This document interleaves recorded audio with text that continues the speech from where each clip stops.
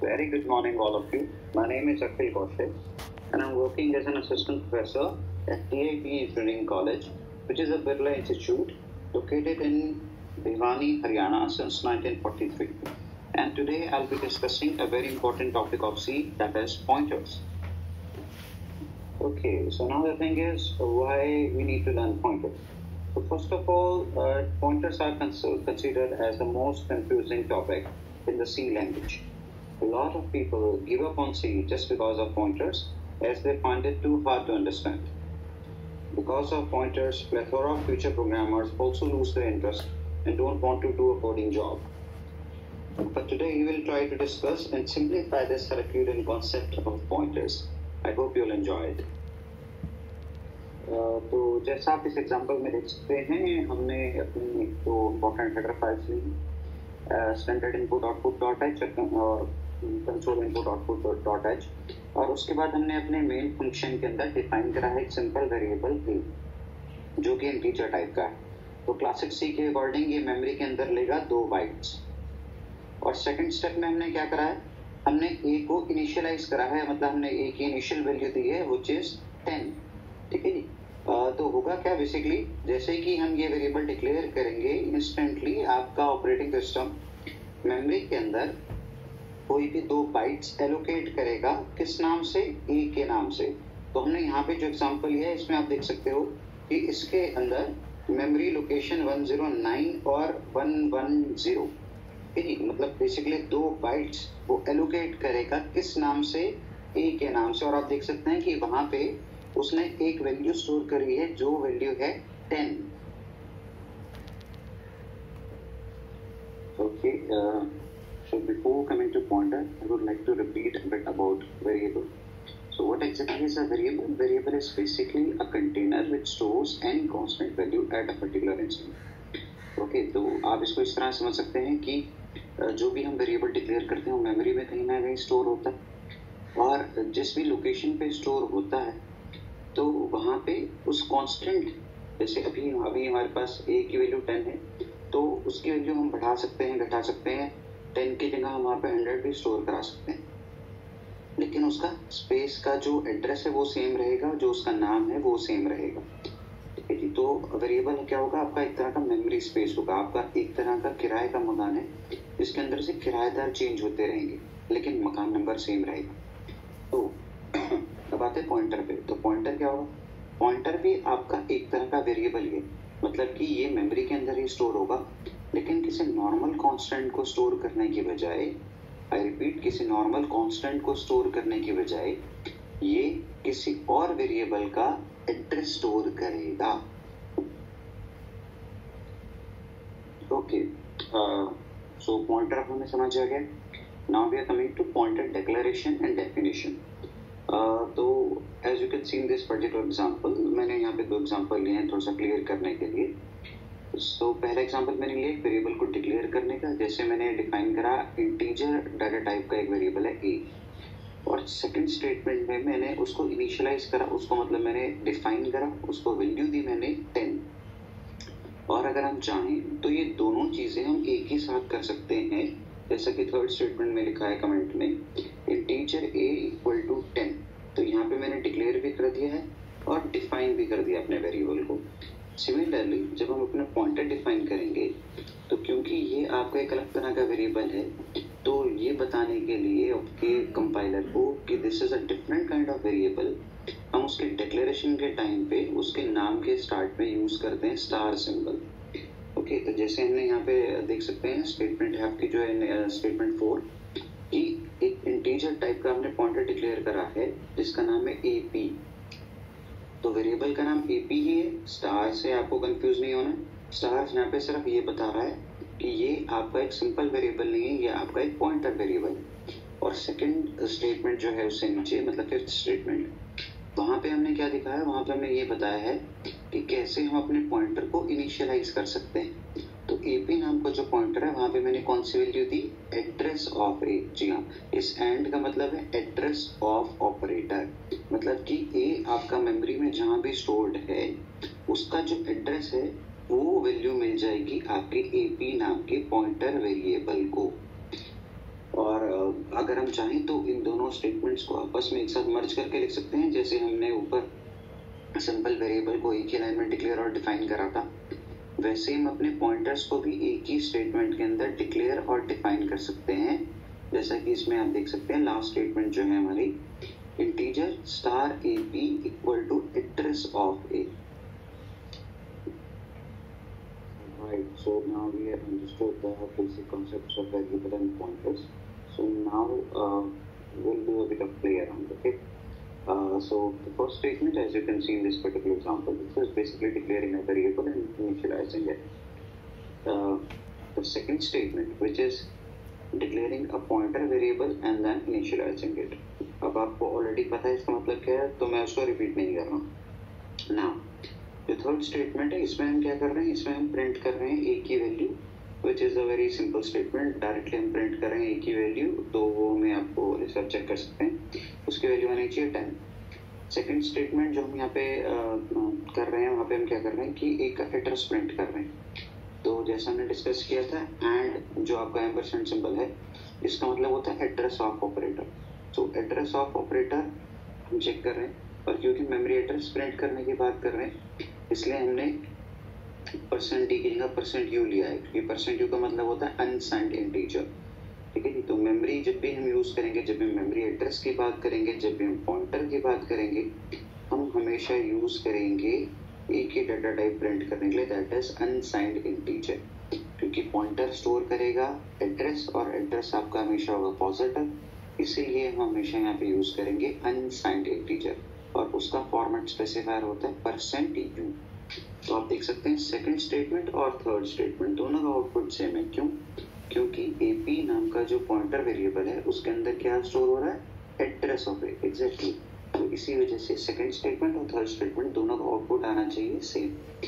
जो उससे next statement है, फोर्थ स्टेटमेंट, उसमें हम क्या कर रहे हैं, ए वेरिएबल की जगह हम एपी वेरिएबल का एड्रेस चेक कर रहे हैं। अब एपी क्या है, पॉइंटर, वो खुद भी एक वेरिएबल है, तो मेमोरी में स्टोर होगा, तो मेमोरी में वो जहाँ पे स्टोर्ड है, हम उसका एड्रेस चेक कर रहे हैं। तो जैसा कि आप देख सकते हो इससे पिछली स्लाइड में कि हमने जूम किया था कि एपी जो है वो आपका 114th लोकेशन पे, इसी वजह से हमारे पास जो आउटपुट आ रहा है वो आ रहा है 114 यहाँ पर। और जो लास्ट स्टेटमेंट है, फिफ्थ स्टेटमेंट, वो हल्की सी ट्रिकी है। उसमें हम क्या कर रहे हैं, उसमें हम प्रिंट कर रहे हैं ए की वैल्यू, लेकिन जो वैल्यू हम परसेंट डी में प्रिंट कर रहे हैं वो है star a B.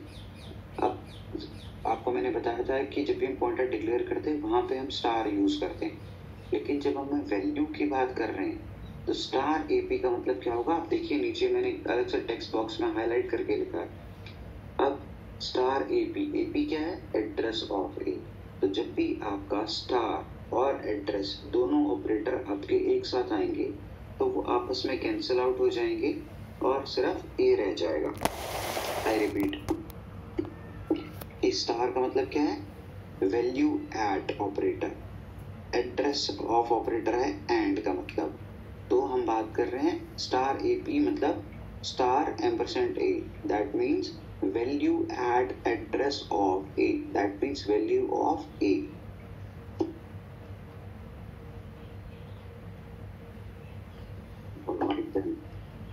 Now we have covered the basics of pointers, and it's the time to revise it a bit. So the first key point that we must always remember is that data type of pointer will always be unsigned integer. Why integer? Because the address cannot be fractions. And why unsigned? Because it is storing the memory address of another variable, and that address will always be positive. It cannot be negative. That's why the data type of a pointer is always unsigned integer, and the format specifier we're gonna use it will be percent %u. Then we have discussed two different operators. The first being is value at operator, also called star operator. This is basically used in declaring the pointer variable. Another operator that we have discussed is address of operator or ampersand operator. When they both come together, this we have discussed in the last example, when they both come together, they get cancelled. Star AP means star address of A, which means value at address of A, which simply means value of A. So after learning the basics of pointers, now I think it's time to move on. So in this particular example, like in a lot of books you have seen, the variables are of different data types, and similarly the pointers are also of different data types. So is it possible, like in the previous slide I told you, that the data type of pointer will always be unsigned integer? So is it possible that a pointer can be of different data type? We'll see how. So इस example में जैसे हम check कर सकते हैं, like हमने क्या किया है कि फर्स्ट स्टेटमेंट के अंदर हमने इंटीजर टाइप के दो वेरिएबल डिक्लेयर करे हैं, एक सिंपल वेरिएबल a जिसकी वैल्यू है 10 और एक पॉइंटर वेरिएबल ap जो उस a का एड्रेस स्टोर कर रहा है. सिमिलरली हमने कैरेक्टर नाम के दो वेरिएबल डिफाइन करे हैं. पहला वेरिएबल है p जिसके अंदर हम स्मॉल s वैल्यू डाल रहे हैं, और फिर एक कैरेक्टर पॉइंटर हमने लिया है जो उस वेरिएबल का एड्रेस स्टोर कर रहा है. थर्डली हमने क्या करा है, एक c नाम का वेरिएबल लिया फ्लोट टाइप का, मतलब जिसमें फ्रैक्शंस आ सकती हैं, जिसमें आपके डेसिमल पॉइंट वाले नंबर्स आ सकते हैं, और हमने उसका एक पॉइंटर लिया है cp जो उस वेरिएबल का एड्रेस स्टोर कर रहा है. ओके, तो चाहे यहाँ पे हमने उस पॉइंटर के आगे इंट लिखा है या कैरेक्टर लिखा है या फ्लोट लिखा है, लेकिन आप देखिएगा इसके एग्जाम्पल के बाद में आपको पता लगेगा कि उनका खुद का डाटा टाइप हमेशा अनसाइंड इंटीजर ही होता है. तो ये चीज़ चेक करने के लिए कि वो मेमोरी के अंदर कितना स्पेस ले रहे हैं, क्योंकि डाटा टाइप से हमें ये पता लगता है कि वो किस टाइप की वैल्यू ले रहा है, मेमोरी के अंदर कितना स्पेस ले रहा है, साथ में उसका फॉर्मेट स्पेसिफायर क्या है एग्जैक्टली. तो यहाँ पे हमने एक इनबिल्ट फंक्शन यूज करा है C का जिसका नाम है size of. Please remember guys, size और ऑफ के बीच में स्पेस नहीं है. ओके, तो साइज ऑफ जो है वो आपका एक इनबिल्ट फंक्शन है जो आपको इंटीजर के अंदर आउटपुट देता है. ठीक है, ये आपको कैलकुलेट करता है कि जो भी इसमें आप वेरिएबल लिखेंगे, ठीक है, वो ये चेक करके आपको बताएगा कि वो आपके कितनी बाइट्स मेमोरी के अंदर रिजर्व उसने कर रखी हैं, और उसको वो आपको आउटपुट देगा. ओके, इंटीजर्स के अंदर. इसी वजह से हमने जहाँ भी वैल्यू प्रिंट करने की बात करी है वहाँ पर हमने %d लिया है. ओके, तो आप देख सकते हैं कि हमने जो पहली स्टेटमेंट है प्रिंट है, इसके अंदर हम b का साइज चेक कर रहे हैं. तो b का साइज क्या है, तो आप देख सकते हैं b क्या था, आपका एक कैरेक्टर वेरिएबल था. तो जब हमने साइज ऑफ फंक्शन के थ्रू हमने उसका साइज प्रिंट करवाया तो उसने हमें रिटर्न करा बाइट्स के अंदर 1. ओके, और जब हमने साइज ऑफ bp चेक करा, bp क्या था, उस कैरेक्टर वेरिएबल का एक पॉइंटर था, तो उसका साइज मेमोरी में कितना आ रहा है, 2 बाइट्स आ रहा है. ऐसे ही जब हमने a को चेक करा, आप देखिए ऊपर a क्या था, इंटीजर टाइप का वेरिएबल था, तो उसका साइज कितना चाहिए, 2 बाइट्स एग्जैक्टली, देखिए 2 ही आ रहा. और जो उसका वेरिएबल था ap, अब ap जो है वो a का एड्रेस स्टोर कर रहा है, तो उसका साइज कितना आ रहा है, उसका साइज अभी भी आ रहा है 2 bytes. Now coming to the next statement, c क्या था, एक फ्लोटिंग टाइप वैल्यू थी. ठीक है, तो क्लासिक c के अकॉर्डिंग मेमोरी के अंदर कितना साइज लेता है, 4 बाइट्स. तो जब हम साइज ऑफ के अंदर c की वैल्यू डालते हैं तो आउटपुट कितना आ रहा है, 4 बाइट्स. लेकिन जब हम उसके पॉइंटर की वैल्यू चेक कर रहे हैं, साइज ऑफ फंक्शन में जब हम cp की वैल्यू चेक कर रहे हैं, उसका साइज स्टिल आ रहा है 2 बाइट्स. तो इस एग्जांपल से आपको एग्जैक्टली क्लियर हो जाएगा जब आप इसको अपने सिस्टम पे रन करेंगे कि चाहे आपके पॉइंटर के आगे इंटीजर लगाओ, चाहे कैरेक्टर लगाओ, चाहे फ्लोट लगाओ, उससे कोई फर्क नहीं पड़ता, क्योंकि ये आपके मेमोरी एड्रेस को स्टोर करता है, इसलिए इसका खुद का साइज हमेशा रहता है 2 बाइट्स. चलिए अब आ जाते हैं पॉइंटर अरिथमेटिक पे. तो अगर पॉइंटर का खुद का एक ही डाटा टाइप होता है अनसाइंड इंटीजर, तो पॉइंटर के आगे इंट या फ्लोट लिखने का मतलब क्या है, अभी चेक करते हैं. देखिए, तो उसके लिए हमने क्या करा, एक सिंपल एग्जांपल लिया है.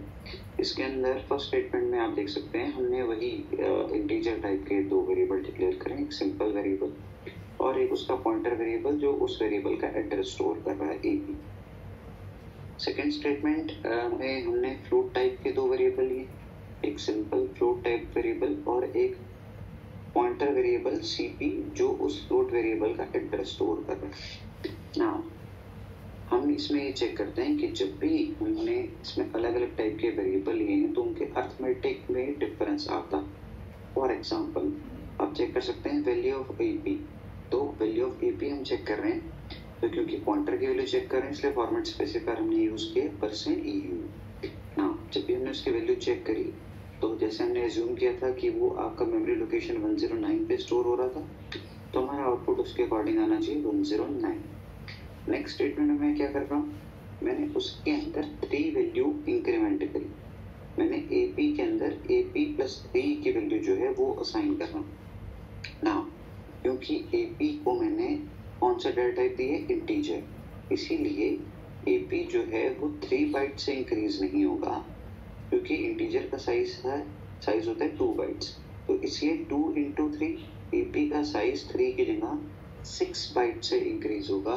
और नेक्स्ट टाइम जब हम उसकी वैल्यू प्रिंट करेंगे जैसे आप नेक्स्ट स्टेटमेंट देख सकते हैं उसकी वैल्यू आएगी 109 + 6 मीन्स 115। ठीक है, ऐसे ही जैसे अगर हम उसकी वैल्यू में एक वैल्यू डिक्रीमेंट करेंगे तो हम यहाँ पे क्या कर रहे हैं, AP माइनस कर रहे हैं, उसकी वैल्यू को डिक्रीमेंट कर रहे हैं बाय 1।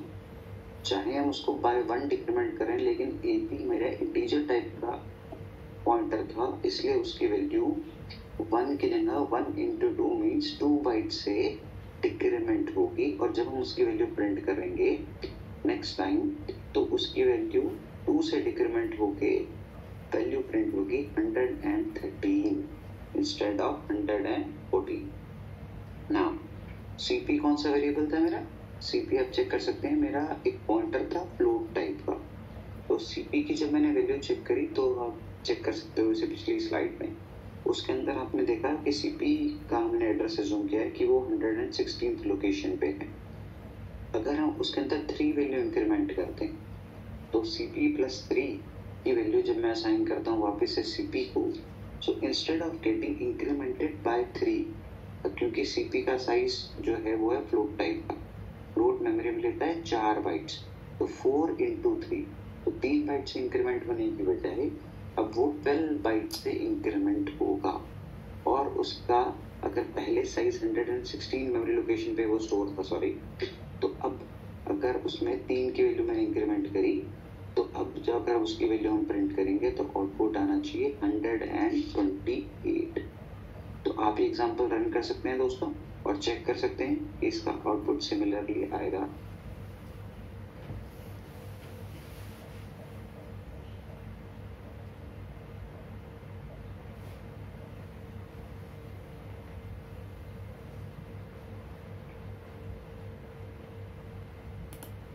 राइट फ्रेंड्स, तो हम बात करते हैं कि कौन कौन से ऑपरेशंस जो हैं वो अलाउड हैं और कौन कौन से ऑपरेशंस अलाउड नहीं हैं पॉइंटर्स में। तो आपको जैसा पिछले एग्जांपल में हमने चेक करा था कि आप पॉइंटर की वैल्यू को इंक्रीमेंट या डिक्रीमेंट यूज कर सकते हो। तो आपके प्री इंक्रीमेंट ऑपरेटर्स और आपके पोस्ट इंक्रीमेंट ऑपरेटर्स यूज हो सकते हैं पॉइंटर्स के साथ। सेकंड चीज, कोई कांस्टेंट जो है वो हम उसमें ऐड कर सकते हैं या हम उसमें से सब्ट्रैक्ट भी कर सकते हैं। तो ये दोनों चीजें अलाउड है। ठीक है, ये हमने देखा था पिछले एग्जांपल। और जो चीज हमें अलाउड है कि हम एक पॉइंटर में से दूसरे पॉइंटर को सब्ट्रैक्ट कर सकते हैं। जी हाँ, पॉइंटर में से पॉइंटर्स की जब भी हम बात करते हैं तो 2 पॉइंटर्स के बीच में सिर्फ एक ऑपरेशन अलाउड है, दैट इज सब्ट्रैक्शन। ओके, सो कौन कौन से ऑपरेशन अलाउड नहीं है ना, तो 2 पॉइंटर्स के बीच में एडिशन अलाउड है, ना ही 2 पॉइंटर्स के बीच में मल्टीप्लिकेशन अलाउड है, ठीक है, ना ही किसी कांस्टेंट के साथ में अलाउड है। Okay, now we are coming to the very important concept which is pointer to a pointer. तो अभी तक हमने देखा है पॉइंटर क्या होता है। Pointer is basically a variable which stores address of another variable. तो पॉइंटर ऑफ अ पॉइंटर क्या होगा, ये भी आपका एक स्पेशल काइंड ऑफ वेरिएबल होगा, लेकिन ये किसी वेरिएबल का एड्रेस स्टोर करने की जगह किसी और पॉइंटर का एड्रेस स्टोर करेगा। ओके, तो हम इसको डिक्लेयर कैसे करेंगे? आप देख सकते हैं इस एग्जांपल के अंदर मैंने डिफाइन करा है एक सिंपल वेरिएबल लिया है ए, फिर मैंने एक पॉइंटर वेरिएबल लिया है जिसमें एक बार मैंने वैल्यू एट ऑपरेटर यूज करा है, और उसके बाद मैंने एक पॉइंटर टू पॉइंटर वेरिएबल लिया है, तो उसके अंदर मैंने 2 बार आपका वैल्यू एट ऑपरेटर यूज किया है। तो डिक्लेरेशन के टाइम पे हमें कैसे पता लगेगा कि ये आपका एक सिंपल वेरिएबल है, पॉइंटर है या पॉइंटर टू पॉइंटर है, वो आपका इस वैल्यू एट ऑपरेटर से या स्टार ऑपरेटर से पता लगेगा। तो ए हमारा एक सिंपल वेरिएबल है जिसको हमने इनिशियलाइज करा 28 वैल्यू दी।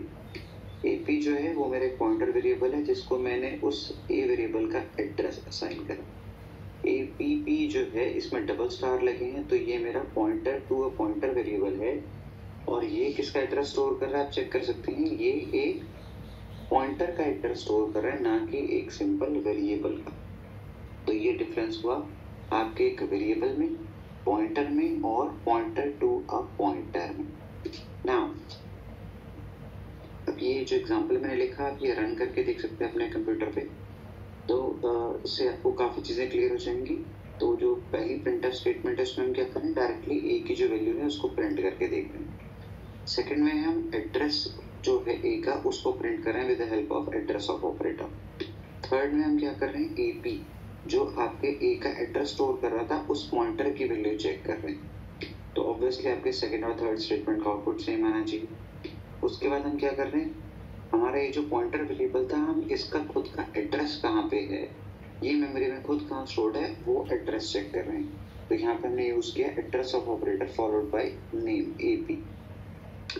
जो उससे नेक्स्ट स्टेटमेंट है उसमें हम क्या कर रहे हैं, एपीपी नाम का जो हमारा पॉइंटर टू पॉइंटर है उस वेरिएबल की वैल्यू चेक कर रहे हैं। तो हमारे पास कौन सी वैल्यू आनी चाहिए, जो इससे प्रीवियस स्टेटमेंट की थी, मतलब एड्रेस ऑफ एपी। ऑलराइट, और क्योंकि खुद भी ये एक वेरिएबल है, मेमोरी में कहीं ना कहीं स्टोर होगा, तो उसका एड्रेस कैसे चेक करेंगे हम, एग्जैक्टली एड्रेस ऑफ ऑपरेटर के थ्रू।